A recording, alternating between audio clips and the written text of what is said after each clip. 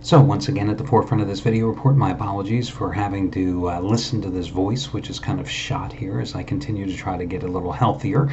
But bear with me as I get to your video report and your complimentary plays for this Sunday card. You know, with all the stuff going on in the world, the impeachment hearings, the Colin Kaepernick song and dance yesterday, there are a lot of serious things going on, and I am not going to start this video report by making a joke about whether or not Taylor Swift is entitled to sing her past hits on the upcoming AMA, but I will tell you here early Sunday morning, the thing that perplexes me the most is supermodel Bella Hadid saying that she never felt powerful modeling lingerie for Victoria's Secret. Seriously? Is this really an issue that we should all be concerned about? I just wanted to throw that out there. So, yesterday was a damn good day for the majority of the handicappers here at the site. Myself, I cashed in with Michigan over Michigan State. The two new guys at the site took a split. Mitchell Newman cashed in once again with another $100 max wager release, with Baylor getting the job done as the 10-point dog at home against Oklahoma. I'm telling you, what a sad game for the Bears. Coughing up that 25-point lead in Waco, a game that they should have beaten the Sooners outright. Unfortunately, Stephen D'Angelo, the D-train, got derailed. I've been waiting to say that. His 7-day winning streak came to an end as Navy was torpedoed. I've been waiting to say that as well. With 73 turnovers in South Bend against Notre Dame, and his underdog play went down, but still 7 out of 8 days you can live with that. And the way Newman has been on a roll as well, and a matter of fact, he has another $100 max wager winner, number 5 out of 6 in his third straight in the NFL since his site debut, going today, and you get it again for over half price off. Props going out quickly to Bob Valentino, the 6th ever $150 raised the bar release of his career in college football, cashing in with Florida yesterday. Today, the 2nd ever $150 play in the NFL. His bounce back game of the year. He's backing a team on the early card that lost last Sunday.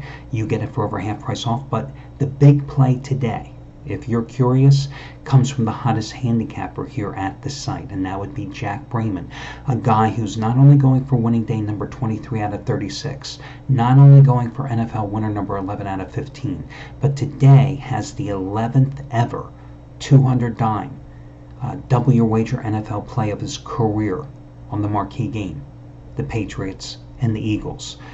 Much stronger than yesterday's $80 winner on Kentucky. Matches his last $200 NFL winner on the Raiders outright over the Chargers 2 Thursdays ago. And just like all the other $200 plays, and you can see him on his site, just like the 3 he ended up finishing the World Series with in a row, you get it for over half price off by using 200-dimer. That's the coupon code 200DIMER from a guy who has made $10 bettors $30,790 over the past 19 months, and that's wins minus losses minus the vig. So with that being said, let's get to your complimentary plays on the late card. Speaking of the Raiders, I'm going to take a shot and lay the 12.5 points with them at home against Cincinnati because the Bengals suck. I mean, do we have to really talk that much about the Bengals? Worst defense in the NFL, allowing a league worst or a league high 429.4 yards a game, only 10 quarterback sacks on the season. Derek Carr's played well for the Raiders here in the last 4 games, 8 touchdowns, 1 interception. Josh Jacobs, the rookie running back out of Alabama, 811 yards rushing, going against a Cincinnati run defense that is giving up 173 yards a game. I mean, that's a number that a college team would be giving up. And 5.2 yards per carry. The Bengals are giving up 28.8 points a game to boot as well. Raiders get a little extra prep time because they're coming off that Thursday night win 2 weeks ago over the Chargers, 26-24. Cincinnati, of course, starting the rookie Ryan Finley. His first start was that 49-13 blowout loss at home to Baltimore last week. 16 for 30, 167 yards, 1 touchdown, 1 interception, most of those yards coming in garbage time. And listen, the Raiders find themselves now tied with the Chiefs in the loss column in the AFC West for first place. So why not back the Raiders?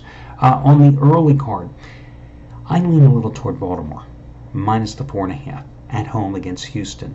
And naturally, if I was to bet the Ravens, I would go ahead and buy down the half point in this situation. But rather than splitting hairs Why not just play the over in this game at 51.5? Yes, the Ravens defense has played better here of late. They held the Patriots to 20 points. They went to Seattle, held Russell Wilson and the Seahawks in check, giving up just 16 points in this game. But do I think a Ravens defense that has just 14 sacks on the season is going to hold Deshaun Watson in check? Watson, 70% completion percentage, 18 touchdowns. Carlos Hyde powering a ground game with a great season, 4.7 yards per carry, nearly 800 yards. DeAndre Hopkins with 68 catches. They're not going to stop the Texans, but the Texans aren't going to stop Lamar Jackson on the road either. That's for damn sure, or Mark Ingram. That Baltimore offense is going to keep on rolling. So rather than splitting hairs and seeing this game come down to a field goal when you're laying 4.5, why not just call for the over in what could be a 31-28 game easily? This price is 51.5 points. It's my second favorite play on the board today, okay? If I was betting a second game, this would be it, the over in Baltimore and Houston. Also on the early card, Dallas screwed me last Sunday night because I took the Cowboys against a good team. Duh. Well, they're not playing a good team today. Detroit. Duh. And I'll lay the 7 points with Dallas and go ahead and buy down the half point if that number is 7 or 7.5. I don't think the Cowboys are going to get caught looking ahead to New England because they're coming off the home loss to Minnesota in the rearview mirror. Lions have lost 2 straight, 5 out of 6. Matthew Stafford, of course, not playing, which means Jeff Driscoll is going to be starting again. Last week in the 20-13 loss to Chicago, he was just mediocre, 27 for 46, 269 yards. But now he's going to go against the number 6 pass defense in the league. Ezekiel Elliott, remember last year against the Lions, 152 yards rushing. Well, the Lions' run defense hasn't gotten appreciably better this season. They're number 27 stopping the run, giving up 4.6 yards per carry. And one of their best run defenders, Deshaun Hand, is questionable for this game.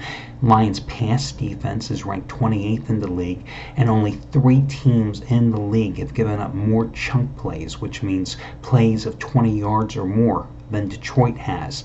And with Dak Prescott averaging a career best 8.7 yards per attempt, why not think that Dallas will move the ball efficiently here in this contest? Detroit overall, 3rd worst defense in the league, giving up 26.3 points and over 400 yards a game. I'll lay the points with Dallas in this one. So again, in terms of these complementary plays, how would I rank them? It would be Baltimore, Houston over, number 1. Number 2 would be Dallas, buying the half point. Number 3 would be Oakland. Those are your 3 free plays. And good luck, everybody, and talk to you again.